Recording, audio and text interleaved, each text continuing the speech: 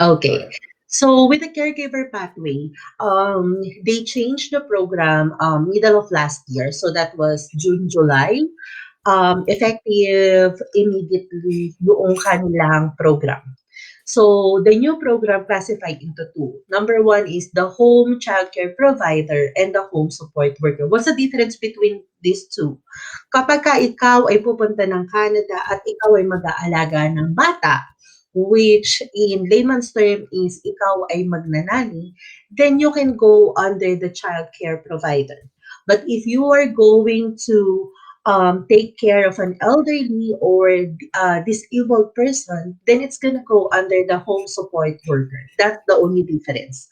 So pagka bata, child care, kapag ka matanda or may disability, then support worker. Paano kung halimbawa yung bata is merong disability? Saan ako mag apply do sa dalawa? Most likely, papasok ka under home support worker kasi merong different needs yung aalagaan mo. Okay. So with the overview of the caregiver program, ayun. So it's under the babysitter, the child care live-in caregiver, child care provider, which is private home, nanny or parents helper. Yun yung karamihan. So um, okay.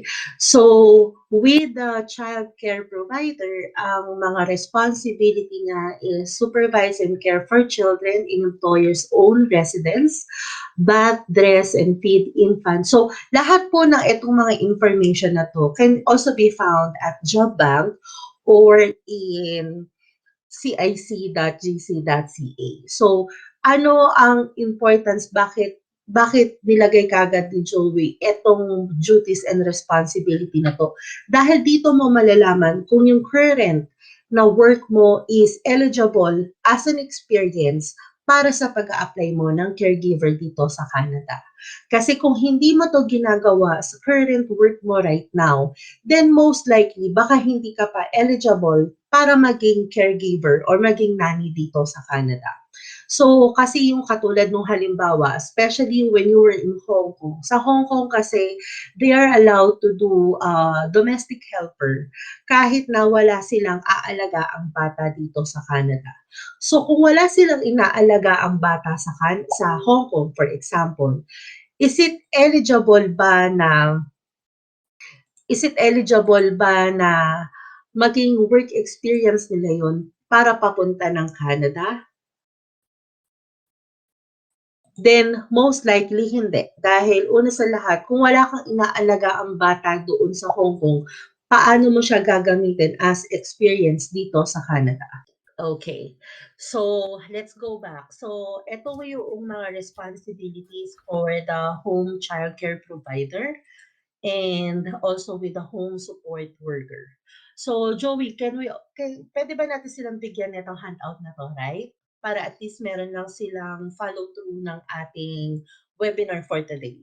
So, what are the requirements to be a caregiver in Canada? So, number one is you have a genuine valid offer from a Canadian employer. Canadian employer means they should be a permanent resident or Canadian citizen. Kapag ka yung current o yung employer na nagbibigay sa inyo ng employment is wala sila sa Canada, then definitely hindi mo pwedeng gamitin yun for the new caregiver pathway kasi wala sila sa Canada. And you must be able to show them that you can do the job. So dito lalabas yung mga work experience, seminars, education, yung mga ganun. Education requirement, ang requirement ng immigration is you must have a post-second or 1 year post-secondary education in Canada. So, kung ikaw ay nasa Pilipinas, yung post-secondary education might be around 2 years or 3 years in college dahil wala pa tayong K to 12 noong panahon natin noon. Not unless na lang is may K to 12 ka nang nakuha at ikaw nakapag first year, then most likely magwa 1:1.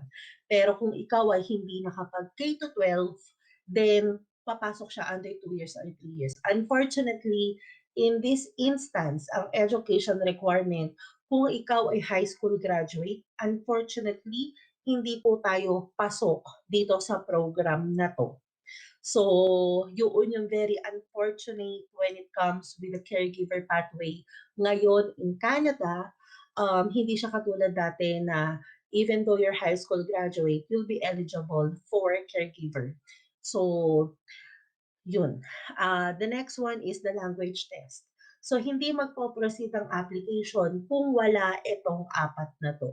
With the language test, it should be CLB 5. So, kung ikaw ay kumuha ng CELTIP, then minimum score will be 5 in each category. Kung yan ay IELTS, then po pwede siyang mag-5 except for reading na pwede ang 4.5. So, sa mga nagtatanong, paano kung may employer na ako? O pwede ba akong walang language test? Or pwede bang high school graduate ako? Ang sagot is hindi. Kailangan lahat ito na meet mo para mag-proceed or para tumaas yung chance of approval.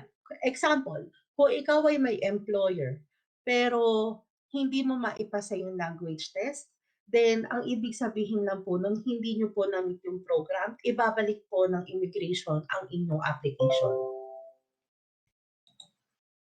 Okay, with a genuine job offer, there is one form na ginagamit which is the IMM 5983. The offer must be a full-time, which means at least 30 hours of paid work experience each week. The employer must be a Canadian employer, so it's going to be a permanent resident or Canadian citizen. Must be outside the province of Quebec. Because in Quebec po pwede sila na mag-under ng LMIA. So, kung ang employer niyo po is nasa Quebec, find an immigration consultant that is also a licensed MIDI para matulungan kayo sa application. So this is what I've said, from an employer who's not an embassy, high commission, or consulate. Most likely kasi, ito yung mga tao na wala dito sa Canada, but they are a Canadian citizen. So the job offer must be genuine. Ibig sabihin, totoo na may trabaho kayong pupuntahan dito sa Canada. Able to do the job? Yes. Dyan pumapasok yung experience or training. Yan yung education. It means 1 year post-secondary in Canada. So, meron po kayong pupuntahan na educational assessment. Sila po ang mag-a-assess ng inyong education kung ano ang kapantay nun sa Canada. So, it's either gonna be WES, IQUAS, CES, or ICES. And then language test, it's CLB 5. Dalawa lang po yung tinatanggap ng Canada. It's either CELTIP or IELTS. Pwede rin naman yung French kung kayo ay marunong magsalita ng French. Pwede rin po kayong kumuha ng exam para dun sa French. And then, get a valid job offer. And then, you can now complete your application kapag lahat yung kompleto na. And then, pay your application fees. So, with the application fees, babayaran nyo na rin po ang permanent resident application. So, once na makuha ang application nyo ng Canada, then may marireceive kayo na file number or acknowledgement of receipt. Ibig sabihin lang po nun is natanggap ng immigration ang inyong application. Unfortunately, medyo matagal lang siya ngayon because of COVID, pero definitely they're working hard for it. So, when it comes with the application, hindi po siya ina-apply sa Philippine Embassy, Canadian Embassy in the Philippines. Lahat po ng application is pinapasa po dito sa Edmonton. So, biometrics, after you receive your AOR, you're gonna receive the request for biometrics. So, 5 tips on how to be a permanent resident through the Caregiver Pathway. Una sa lahat, ang Caregiver Pathway is already a pathway for permanent resident. Yun yung kinagandaan ng program na to ngayon. Kasi dati, ang mga caregiver, pupunta sila dito through LMIA. After makakuha ng employer ng LMIA, they need to apply for working permit. Yung working permit na binibigay ng government, it's actually a closed working permit. So meaning, hindi ka pwede magtrabaho sa ibang employer or kung meron kang ibang employer na mahahanap, kailangan mo ulit mag-umpisa from the start. So, si bagong employer kukuha ng LMIA and then mag-proceed kayo sa pag-a-apply ng working permit para makapag-work ka sa employer na yon. With the new pathway,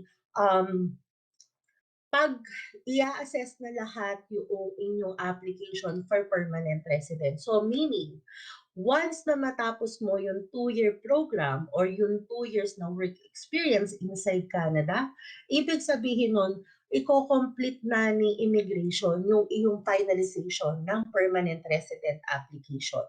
Kasi bago ka pa pumunta ng Canada, na-assess na nila na talagang eligible ka for permanent resident. Pero pagpasok mo ng Canada, instead of closed working permit ang ibibigay sa'yo, bibigyan ka nila ng open work permit.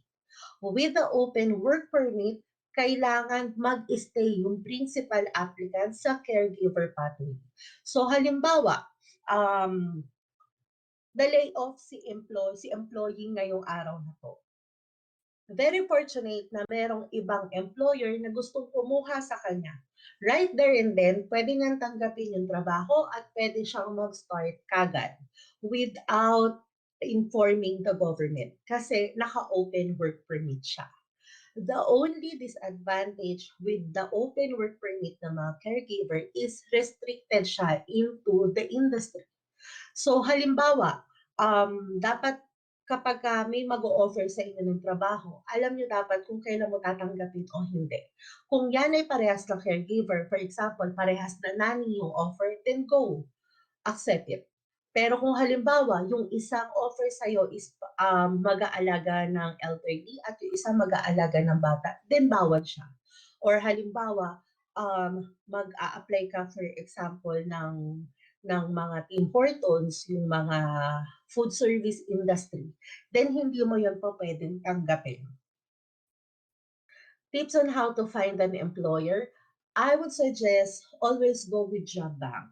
Kasi with job bank, kahit papano, na-eliminate yung mga scam dahil may mga security measure ang job bank para makapagpa-register ka ng trabaho or ng job posting. However, hindi rin siya 100% na scam-free. So make sure na kapag ka ikaw ay nag-a-apply, then do your due diligence na alamin kung legit ba si employer o hindi. Other than that, maraming mga portal na po pwede mong gamitin. Andiyan ang Indeed.